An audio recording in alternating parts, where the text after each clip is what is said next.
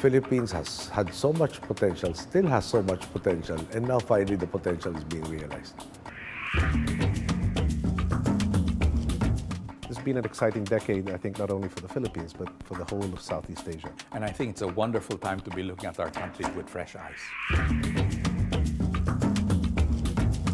We are a live museum of how a free democracy builds itself.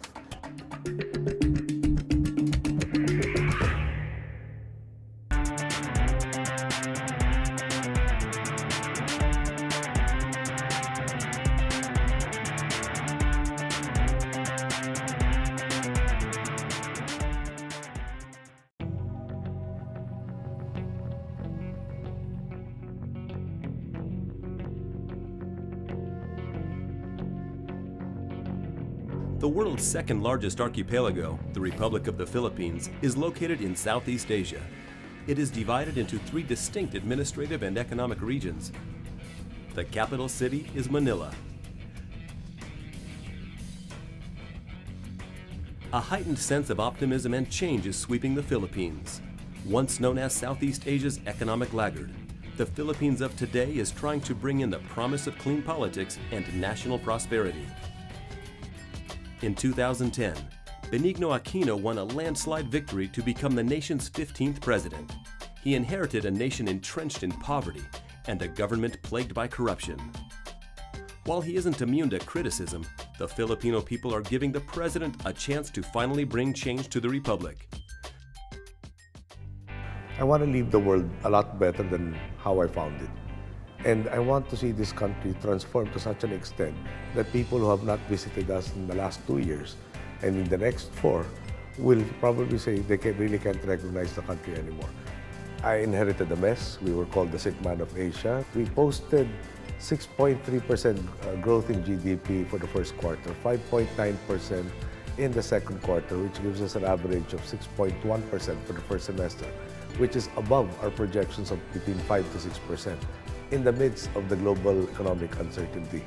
I guess what I'm trying to say, the bottom line is, the Philippines has had so much potential, still has so much potential, and now finally the potential is being realized. Cuts in interest rates, low inflation, and the government's plan to spend more aggressively are renewing investor confidence. Doing business in the Philippines is not without its challenges, but it is now one that is more transparent and open. The fundamentals are very strong. Consumption is there. People are positive. Investments, domestic investments is literally overflowing. The other thing that we can really be proud of is that we've stayed the course. President Aquino has sacrificed political capital to do the right thing. This is the kind of leadership that the Philippines needs. It's about implementing the right rules. It's about collecting the right taxes. And people are slowly but surely also changing. People are now saying, no, let's do it right this time around. Despite the negative impact of the global economic crisis on the country's export industry, the Philippines is performing better than its regional neighbors. In 2010, the country's real GDP increased by 7.6%, its highest in more than 30 years. The International Monetary Fund estimates the Philippines' GDP at $216 billion in 2011. Why is that happening and why is that a good thing at this point in time? Number one, we have this consumer-led growth that's quite unique to us. Number two, our government is far more serious and far more organized from a macroeconomic point of view at this point in its history. We have the largest amount of foreign exchange reserves ever in our history, over $70 billion. That's unheard of in our country. That gives it a sense of stability and gives the currency a strength that it has not had in the past. At the same time, on the fiscal side, our management of our finances as a country, we are in a far more stable state than ever before. I guess our deficit as a percentage of GDP is far lower now than ever before. That gives our government the wherewithal, the tools to be able to pump prime our economy. But it certainly puts us apart to the rest of the world at this time. The Philippine government realizes that simply relying on domestic sources for capital does not improve its liquidity position, prompting a strong push for foreign direct investment into the country. grand reforms are already pursued by the administration to trigger further change through more efficient business processes and a level playing field. For many market players, the good governance thrust has been beneficial. An increase in government spending under the Public-Private Partnership Program is likely to stimulate economic growth in 2012. This is a narrow window of opportunity for our country where so many good things are happening, and I think it's a wonderful time to be looking at our country with fresh eyes. We now believe that our country is headed towards much more progress than we've seen in recent history.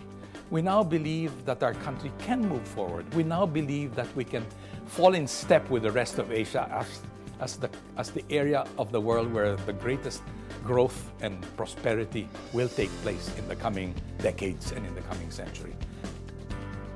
The Philippines is tackling its political, social, and economic problems head-on. The Philippines was one of the richest countries in Asia in the 1950s, second only to Japan, but has never really been able to achieve the growth of the Asian tiger nations. Has the Philippines finally turned a sharp corner? This administration has shown the world that the Filipinos can get things done in the right way. The drive, the push of President Aquino against corruption, I know some people would say it's a nuisance. No, that's not a nuisance. That's the centerpiece. 95, if not 100% of our problems in governance, in the government, has to do with corruption. It's governance, it's transparency, It's not as if there's not enough resources. We've proven that. We haven't raised taxes, and yet we have been able to provide a lot more services because we were able to save 30% off the cuff. Right there and there, same project, same configuration, but we were able to do it 30% cheaper. That translates to efficiency, that translates to productivity, and that translates to more resources that can be applied. The world economy or the financial system recognizes that we are deciding on a more logical basis, more transparent, more consistent. We've gotten therefore, because of the managing of the deficit relative to GDP, we have gotten a lot of upgrades from three of the majors and one also major credit rating agencies, which brings down our cost of borrowing. So we have recovered a lot that was lost due to leakage. We still have a deficit, but the deficit gets financed at a lower interest rate. And we are in a situation where we are able to swap old debt that was very expensive and close to maturation with lesser interest payments and longer maturation.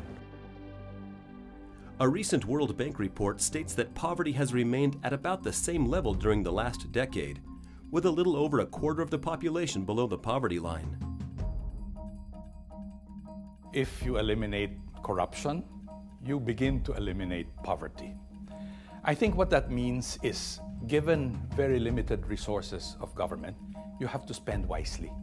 You have to make sure that every peso you spend goes to the projects that they're meant to be spent for. You reduce the cost of, the cost of corruption. And that's what this administration has begun to do. Many corporations in the country are now implementing social programs that benefit the poorest of the poor. The Philippines is one of the premier centers in Asia for research, training, and advocacy in corporate governance matters. There is a very great sense in our country now that the private sector has to do its part in uplifting the poor and giving opportunities to the poor. Because, first of all, from a pragmatic point of view, I guess we have to admit that uplifting the poor and eliminating poverty will, at the end of the day, improve our ability to market our products. They are our customers. But more importantly, I think we are one country. We have one future. We have to work together towards a better life for all of our people. And that consciousness is very deeply embedded in our private sector as well. With approximately 95 million people, the Philippines is the 12th largest country in terms of population. And the local Commission on Population is expecting this to increase to 101.2 million by 2014. Domestically, the government is investing in education programs to raise the quality of its human capital. We believe that the Filipino people are our greatest national resource. This is proven time and again, even during the dark ages when our countrymen would go elsewhere, given the right environment, really shine in various professions. How do we take it to the extreme? Then if the chief national asset really are the people, then it behooves us to invest in the people. As a community of people, we are generally very hospitable, we're English speaking, and we're comfortable with different types of nationalities. But more than anything, I guess our resiliency, our positive nature. People say we're the happiest people in the world. Even under the most adverse circumstances, even now, we have some very difficult situations in the city of Manila with the kind of floods that we have. You don't see people complaining. People adjust, they help each other out. There's a bayanihan spirit that's always there. These are people. That's really our strongest quality. The Philippines has a big talent pool, with 11% working abroad, making overseas remittances an integral contributor to the nation's GDP. Filipinos fill a global demand for added value positions that involve technical competency and English proficiency. Overseas Filipino workers, we exported a lot because of our proficiency in English and good skill sets and work attitude. And it helped the economy a lot for the past 2 decades. But with the global recession right now, a lot of them are coming back. Not necessarily a bad thing. A lot of opportunities await them here in the Philippines. One among them would be franchising, which has a high success rate. It's very inspiring. From being an employee or in the service industry abroad, coming back, they become entrepreneurs. Very inspiring. The 21st century has been defined by Asian political and economic dominance.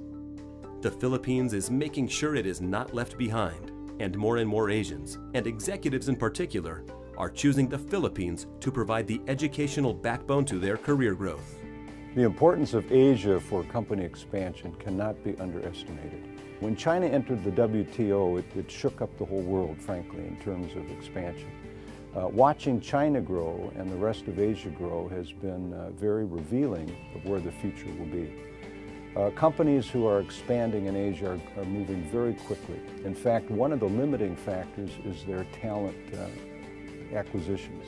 And what I see now is applicants are coming from all over the world.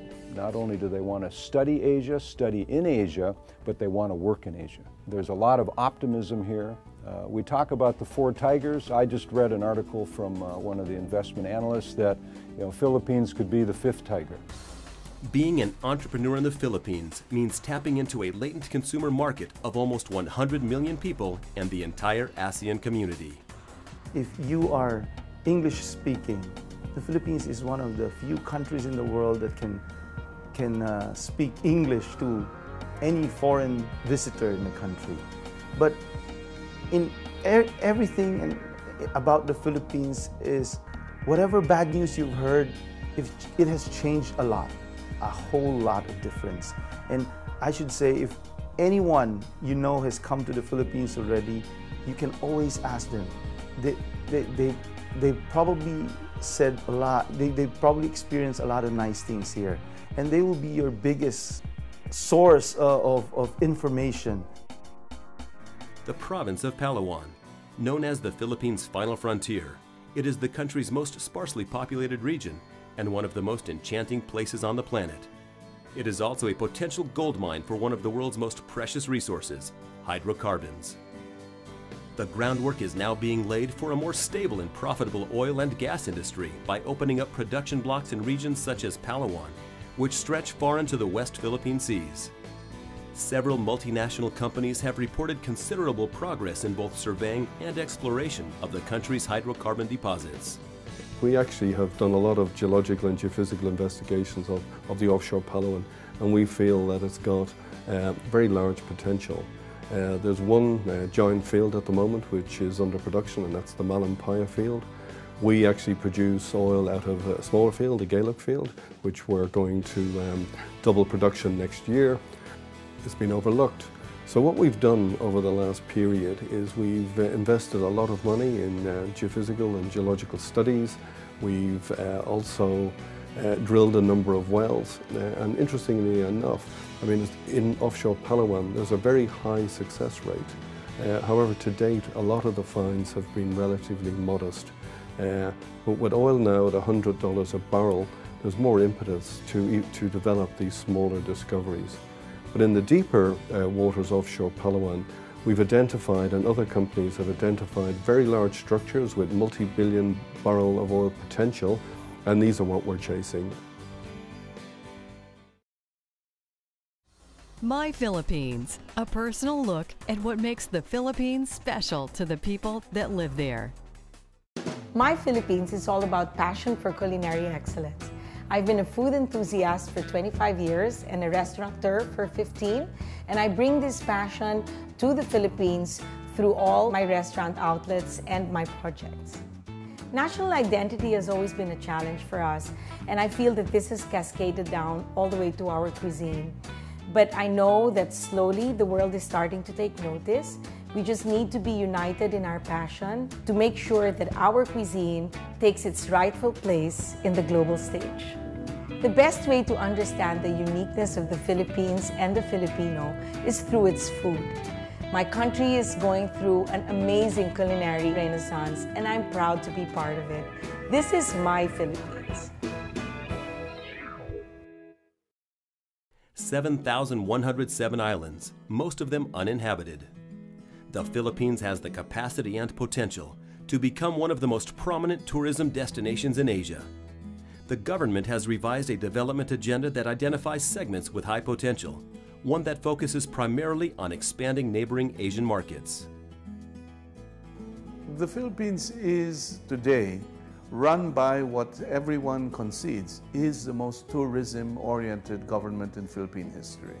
Tourism is about counting the jobs that it's going to generate for our people and the business opportunities it's going to generate for people on the ground.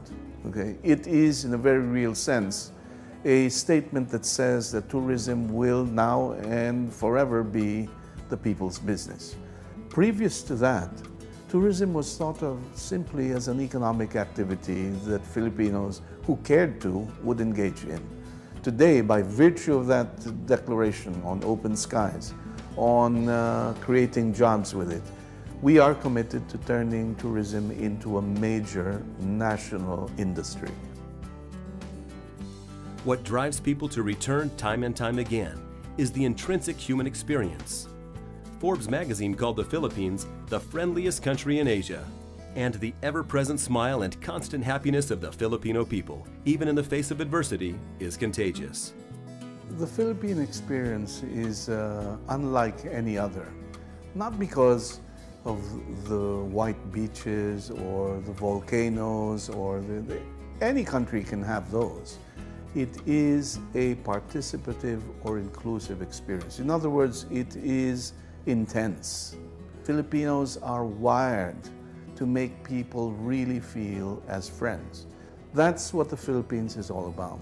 It is more fun because it's not just watching.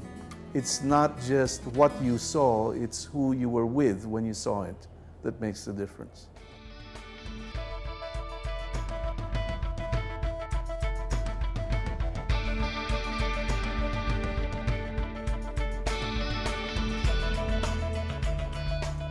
And then finally, of course, you have something which is very frequently overlooked, but people travel for. You have the history of democracy in this part of the world.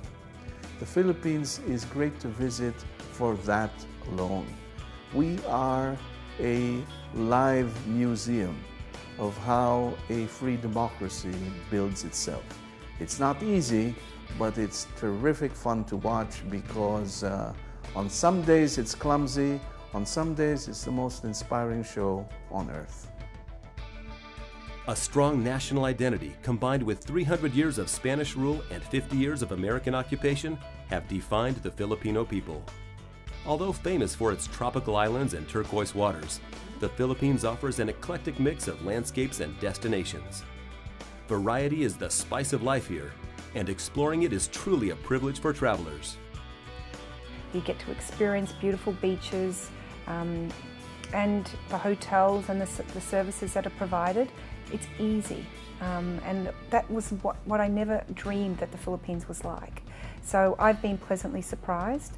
I think the Philippines is a hidden treasure, and slowly but surely the lid is starting to be lifted off, and it's becoming more known to the world. So, and I'm lucky to have experienced it here and living here for the last couple of years. An international marketing campaign headed by the slogan, "It's more fun in the Philippines," was launched with great success. While the last decade has not been kind to the country's tourism image abroad, the government is counting on Filipinos to be the nation's prime ambassadors. I think the time has come for Filipinos and all people who love the Philippines everywhere to stop agonizing over its so-called bad image. When enough people take it as a matter of responsibility, loyalty, or even just as a plain matter of love, to talk about the good things about the Philippines, we will balance out the picture and the truth will emerge. The Philippines is as worthy of a visit from any country.